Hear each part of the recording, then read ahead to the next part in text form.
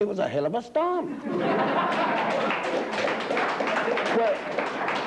okay, let's get together here. I mean, we're jumping around, and I think we're going to have a beautiful, interesting hour, okay?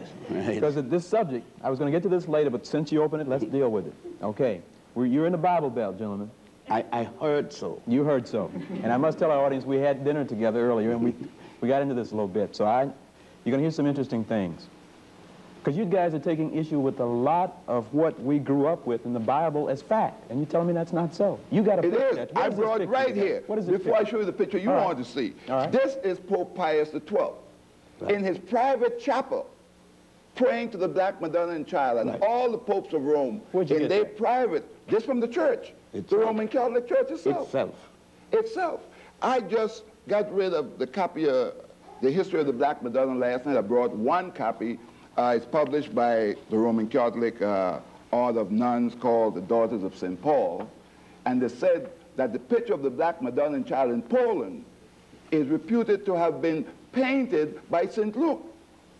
Now, St. Luke is said to have been one of Jesus' disciples. He ought to know what Jesus had looked like. So if he painted a black woman and child, who am I to say that he wasn't? Besides that, however, in Anacalypsis... So now you guys are saying Jesus was black? We're not saying it. It's what has been written up until the Nicene Conference of Bishops in 325, when Rome, under the order of Constantine, the Roman emperor, ordered the 219 bishops at Nicaea, and they took away Christianity from the Africans. Just remember that before they said Jesus was born in a manger in Bethlehem, they said he was born in a cave in Ethiopia. It was at the Nicene Conference that changed that. Let's go further.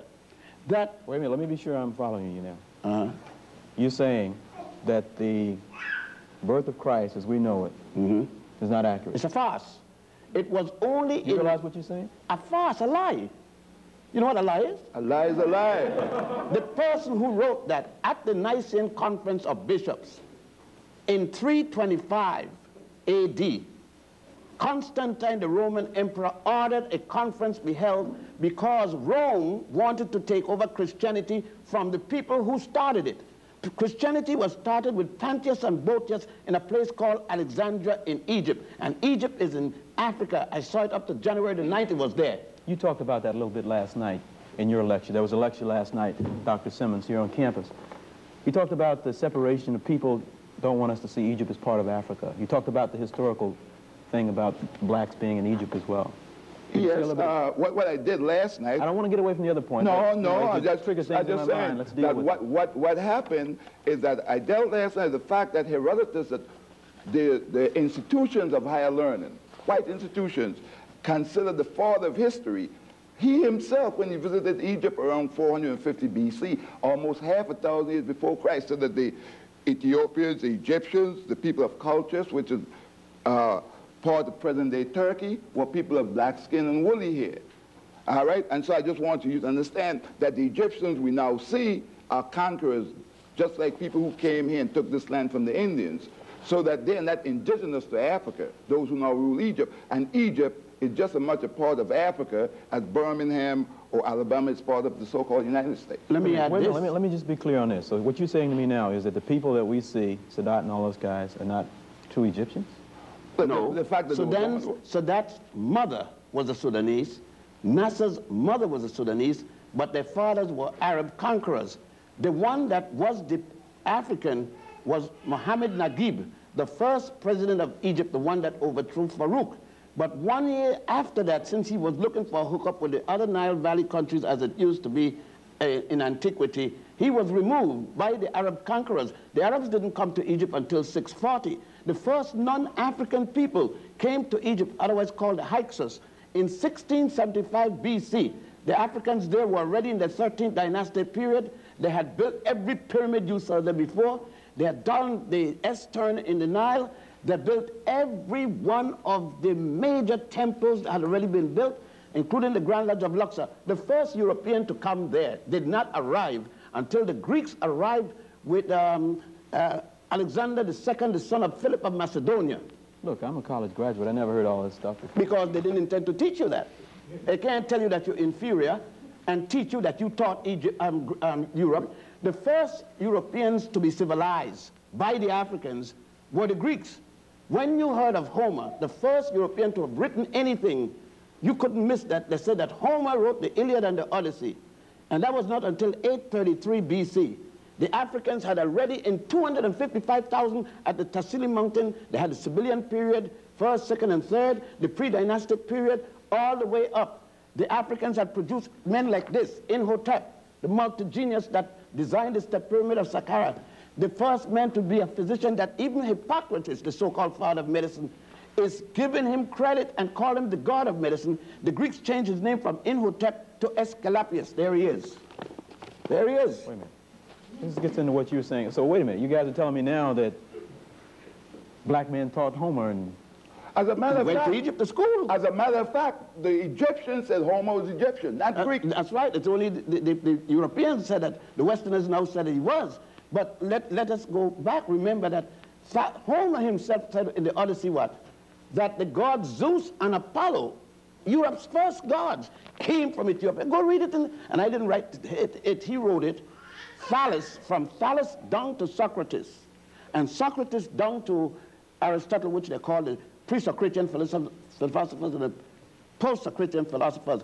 Each and every one, including Plato, who spent 15 years in Egypt receiving their education. You're saying Plato was educated in Egypt? 15 years. See, before that, you heard nothing of him. Every one of them. What you'd have me believe then also, for part of what you said last night, is that Plato and these guys went back home, and they were big guys. But they were taught in Egypt? Is that what you said? They came there for their education. And they said it. They didn't hide it. It's the modern writers, the modern instructors and professors who trying to deny it. Right, you can't have in a racist school in Birmingham non-racist education. Let me get to something you said last night that's not going to make you very popular in this town and may not allow you to get safely out of town. You told an audience last night that you saw, I think, in a tomb in Egypt. Yeah. You saw it with your own two eyes, right? Yes. You told me that Moses, there were more than 10 commandments. Moses just took 42. The negative confessions. Moses isn't supposed to have been born until 1349 BC. The Africans were already in the 18th dynastic period. Akhenaten, who died before Moses was born, and Imhotep, who died more than 2,000 years before the birth of Moses, and others at the Grand Lodge of Mem had 42 laws called now the negative confession, one for each nome. They go like this: I have not killed man nor woman. I have not spoken ill of the gods. Moses is supposed to be born in Egypt, they said, at a place called Sukkot.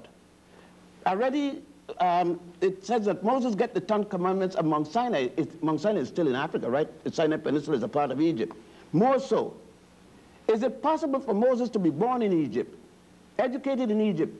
At age 85, he's still in Egypt, and he did not learn the negative confessions? Is it possible for you to go to school, born in the United States, go to kindergarten, elementary, junior high school, and college, and never heard of the United States Constitution? Then it would have been impossible for Moses, when everybody had to read the negative confession 5 times a day, for Moses not to have seen those 42 laws and extracted 10 of them, leave 32 more. Now, if you could go to the temple of Setaiwan at Abydos, to go to the tomb of Ramesses VI at the Valley of the Kings, go to the temple of Edfu, where you would, by the way, see the story of an immaculate conception and a virgin birth 4,100 years before the Mary and Jesus story. As a matter of fact, wait. No, let me understand. Let me just put it in form of a question then. I mean, I don't want to stop this, because we're here for information. But what you're trying to get me to believe is that Moses didn't get the 10 commandments from Mount Sinai, but he got them from his fellow Africans. Moses was the high priest in Egypt, a high priest of the Egyptians in Egypt. Then what was he teaching? He wasn't a high priest of the Jews. There were no Jews in those days. They called them. Remember now, there was no Israel yet. Israel is not until 1196. And when we to hear of Abraham, Avram as he was called, coming into Egypt, the Africans are already in Egypt, already in their 14th dynastic period when he shows up. All of the pyramids are built. That's another thing. Every one, the 62 pyramids in Egypt were built before